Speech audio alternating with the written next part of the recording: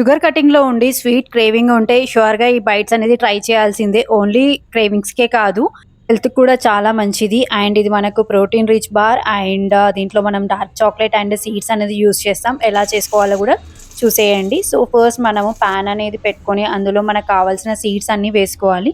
క్రంచీగా తింటూ ఉన్న కొద్దిగా తినాలనిపిస్తుంది.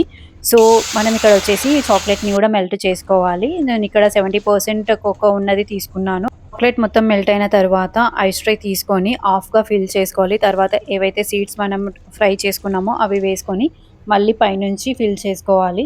డార్క్ చాక్లేట్ రోజు తీసుకోవడం వల్ల చాలా బెనిఫిట్స్ ఉన్నాయి. అందులో మనకు బ్లడ్ ఫ్లో పెరుగుతుంది అండ్ బ్రెయిన్‌కి ఫ్రెష్ ఎనర్జీ ఇస్తుంది. కాన్సంట్రేషన్ పెరుగుతుంది.